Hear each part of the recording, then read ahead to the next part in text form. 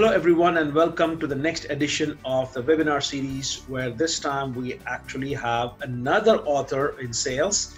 I am pleased to have Mr. Chip Helm from Cook Medical, who's an author of a book, Everyday Sales Wisdom for Your Life and Career, where he shares some of the insights. So this is the book that is available on Amazon. Am I correct, Chip? Yes, it is. Absolutely. So Chip is a sales veteran from Cook Medical. And he is a frequent contributor to the sales center, where he comes and shares his experience with our students.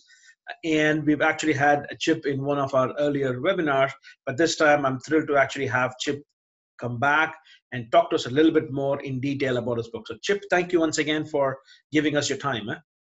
Thank you for having me. Yeah. Chip, very quickly for the audience, tell us a little bit more about how you ended up at Cook Medical, and how did you actually come in from wanting to be a dentist, if I remember correct, and going all the way to become a salesperson. So that is pretty much the journey of Chip, which happens to be one of the whole first chapters in your book. So if you could just tell us a little bit more about yourself and how you ended up at sales and at Cook Medical. Well, it was an interesting story because all I wanted to do my whole life was be an orthodontist like my father. So I grew up in high school and college, wanted to be just like my dad.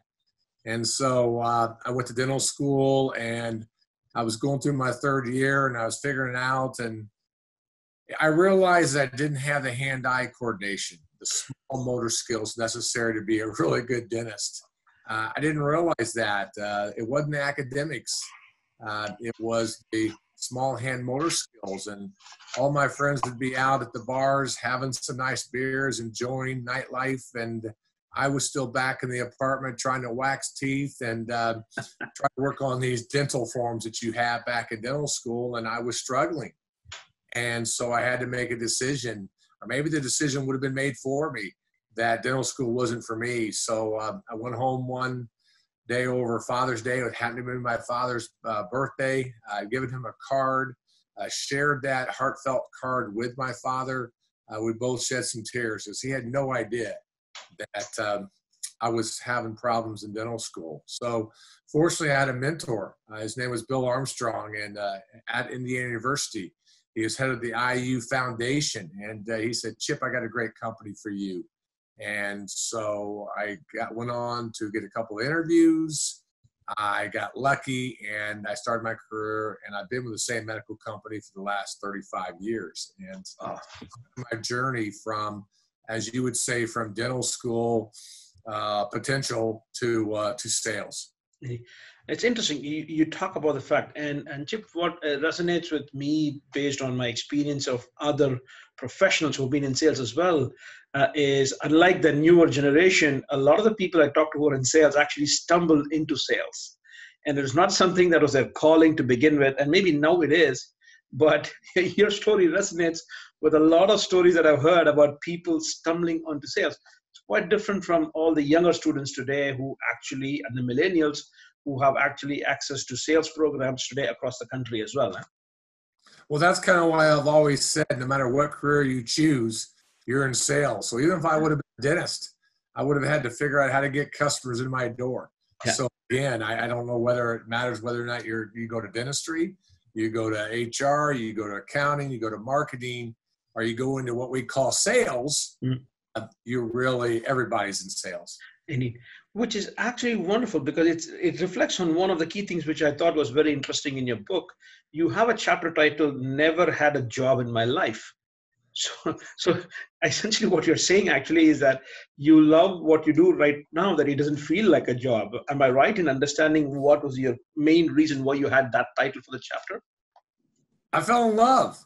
It's kind of like dating your partner or your spouse or significant other. I mean, you got to feel that kind of way inside. You have to have butterflies, and you got to fall in love. And I got lucky.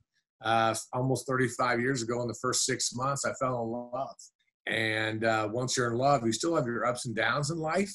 Yeah. But I've never had a job in my 35 years. I really believe in my heart and soul that you don't have to jump around in companies. You can fall in love, and you can be with one company for a career, or do whatever you want to do, for a career. Indeed. But I think that for me, what's a nice thing about the fact is that many people forget the fact that at the end of the day is if you love your job so much that it doesn't feel like a job anymore, that actually getting up on a Monday morning is going to be, hey, you know what? It's not a tedious thing where you go, oh my God, not a Monday morning, but you actually say, finally, Monday morning, we can actually go back and see the people that you work with, be it your colleagues or the other people that you come in contact with as a salesperson. That I think Well, was it's interesting you say that because my wife thinks I get up every morning idiotically with that big, huge smile on my face. It's actually enjoy to get up and go to work. So yeah. it cracks her up every morning. Why are you so happy? And I think that's a positive thing that I absolutely like about you, Chip. And which brings us to the next one. And you have a lot of the Chipisms. So I guess if what you do is something that you really love, I'm sure that you have a kind of a Chipism for every experience that you come across. So why do you call them Chipisms, and why do you think it's important for you as like advice that you would provide to young millennials starting off their careers in sales? Well, it started probably about 5 or 6 years ago when I got the honor and I was blessed to come to Ball State to start speaking to the students. And one day I was speaking and I don't know, my name's Chip. And I said, I watched the eyes of the students and they were getting so enamored and they were listening to me. And so I just said, I got a Chipism for you. And they go, what's a Chipism? I said, a Chipism is a behavior change. I want you to really listen to what I'm going to tell you and take it home and live it and live by it and change the way you do things. Like one example is you have to follow up with people and follow through equals success. You know, less is more. People buy from who they like. So it's Chipisms that I really want you to take credence with and really buy into and really start to change your life. And really, these are just life lessons. Yeah, it's actually pretty cool. And I think the people, if they buy the book, they can actually read some of your Chipisms in that. I should patent that name. I should patent Chipisms. Yeah, you should probably trademark it. But one of the things you mentioned, it is also there in the book, and that's something that you talked about just right now, is less is more. So what do you mean by that? What I mean is I don't want you to throw up on me. I'll give you an example like an interview. Let's say you come in and you sit in front of me and we're going to talk. I want you to know, what I want you to know is know it really, really well. You don't have to know a lot about anything, but what you do know it really, really, really well. So I say less is more. Example would be if you're going to know about Cook Medical, or if you're going to know about the widget that you want to interview for. Know the widget, just know parts of it, but know it really well. You don't have to know everything. Because a lot of people throw up and they don't know everything, and they start to improvise or they start to say things they shouldn't be saying. So just again, less is more. What you do know it really well. But it's interesting because I think you can also extend it also to say that when you get asked questions that you cannot answer, it's okay for you to say, I do not know the answer, but I'll get back to you. It goes back to a kind of an extension of less is more, correct? Yes. The best thing for you to say is, I am sorry. I do not have the answer. I will get back to you. But here's the key. You get back to them immediately. Yeah. That's where people fail. They don't get back immediately. It's weeks later, days later, months later. You get back immediately. People don't forget that. Once you've solved the person's problem, Debbie, you know you got him where? In your pocket. You have trust and you have that loyalty. Another Chipism. Once you solve someone's problem, you have them in your pocket. Indeed. But actually the other thing as well is once you solve a problem, you can definitely have them in your pocket. But also there's the other counterpart, the counter argument is that when things go wrong, it's about stepping up and taking responsibility. That's one of the things I like about the chapter in your book where you say the buck stops here. And unfortunately, we live in times where a lot of people, a lot of youngsters and the millennials, as well as older people as well, completely do not understand the fact is that we need to be taking responsibility for our actions and what we do. So could you elaborate a little bit more on why you had that as a chapter in your book? The buck always stops with you yourself. Get a mirror. Go in front of your mirror. If you do well in life, it's because of you. If you don't do well in sales or whatever career you choose, it's because of you. That's where you start and you stop right there with yourself. Don't make any excuses. Don't blame anybody else for why you're not doing well. Don't blame anyone else or give credence for when you do well. So the bottom line is, the difference between a great salesperson and a mediocre salesperson. A great salesperson never makes excuses, whether or not they have a bad day, a bad month, a bad year. A mediocre salesperson always makes excuses for why they're not doing very well. That's a very, very interesting idea, because most of the time when I talk to sales managers, they always say, whatever we want change, listen to the people who complain and listen to the people who do not complain. And the people who complain are usually the ones who are average salespeople. And the ones who are actually the good salespeople say, you know what, let's go on with it. The buck stops here. Fantastic.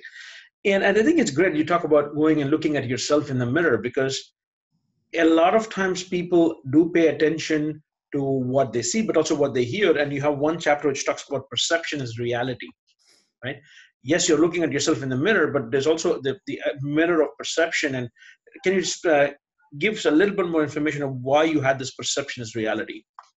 Well, unfortunately, it's one of the chipisms in my books and the things that bothers me the most after 35 years in what I would call corporate world. Perception is reality. And what I mean by that is, let's say you've done something that your boss thinks you've done. And if he or she thinks you did it, you did it. Doesn't matter if you didn't do it. You can argue that point. You can go say it till the cows go home. I didn't do it. I didn't do it. I didn't do it. But at some point, you just have to accept it. You have to accept that that's what your boss or your boss's boss or someone who impacts your life believes. Then the key is to accept it and then move on and work how you're going to change or how you're going to change that perception. Unfortunately, in life, perception is for the most part reality, and it is a shame because it just is what it is. And what the problem is most of us want to keep arguing the point, saying we didn't do it. We get frustrated. We don't change, and things just kind of unravel. You just need to accept it. You need to move on, and I call it ground rules. You need to go back to your boss or your boss's boss and sit down and talk about it and figure out how you can improve and how you can, get help from them and have them mentor you. Absolutely. Which is actually one of the last things you say in your word. You have a final word, which is linking to your bosses and also the mentor that you mentioned earlier, is you say you find mentors, and they do not find you. So if perception is reality, then you better be talking to the right kind of people. So what is your advice to some of the younger people watching this video about why it is important for them to go out and find the right kind of mentors? Well, first of all, you're right. Mentors don't find you, you find mentors. But I believe there's good mentors and there's mentors that aren't very good. I think the key to a mentor is not only do you walk the walk and talk the talk, but you really go the extra mile for that mentee and you open the door up and you get them through a door, a crack in that door. You get them that interview, you get them their phone call. That's what I believe is mentoring. When you really care about someone, you want to mentor someone, you take it to the degree, you continue to work with them and you help them get to where they're going. And I think that's a difference between some who say they're mentoring and then say they're good mentors versus ones who are not good mentors. I believe that's where the difference is between a great mentor and an average mentor is the great ones really will help you get through that door, get that interview, get that phone call, help you change your life and get you to where you want to go. Chip, so essentially, if you take a look at this book, we have covered most of the important chapters in your book, and I recommend all people thinking about a career in sales to consider reading this book as well. Again, but my question to you is that if you want to give advice to some of the younger people and the millennials especially about a career in sales, what would that be? I think the biggest advice I would give to people is begin to develop your brand. You'll see that in my next book that I wrote about branding and personal branding. But I think young adults need to start looking at their personal brand. They need to develop who they are. And I think the key to do that is go ask a friend, go ask a family member, go ask your mentor, what do you think of me? You got to start developing your brand, who you are, and look at your core values of yourself and look at your talents and your skills. I think that's the number one key as you begin your career and anything you do is begin to look at your brand and develop that brand and understand your brand. Yeah. Yeah, and Chip, that's interesting because when you talk about building a brand, your brand is with together working with Cook for 35 years, but a lot of the youngsters work in multiple organizations right now. So can they still build a personal brand despite jumping organizations?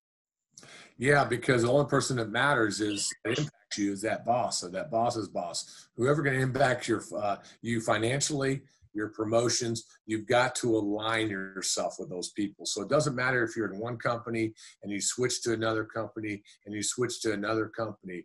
I think the first thing you have to do is sit down and set those ground rules, as I said before. Set those ground rules with your boss and find out some things about your boss, how they want to be seen, or how often do you see them, how often do you talk to them, how do you communicate with them. You got to get out of the gate with your boss immediately, and that's where you set those ground rules, and that's where you start developing your personal brand. The other thing though is you got to understand though that we all fall. At some point you will fall. Yeah. Develop your brand. That's okay, because brands change over the years, and you've got to continually be moving to help yourself change your brand. If at that time something happens and your brand kind of goes away for a little bit, and you got to dust yourself up, get up, and you got to move forward and continue to work on your brand again. Well, thank you so much, Chip, for again taking the time to talk about your book. And I hope that the audience will definitely stay tuned for your next webinar where we'll be talking about the other book that you were talking about as well. Thank you once again. Well, just one last comment, if you don't mind. Sure. I have a lot of new things on my website. So they can go to www.chiphelm.com, because I've got things to where they can go on and look at podcasts, they can look at lectures. And actually, I've got something going on right now that if they go into my website, they can click on Listen Online, and they can listen to the personal branding chapter at no charge. So it's something they can look at and listen to and learn from. Okay. Thank you again. So once again, then the website is www.chiphelm.com. Thank you once again, Chip. Thank you. I appreciate it.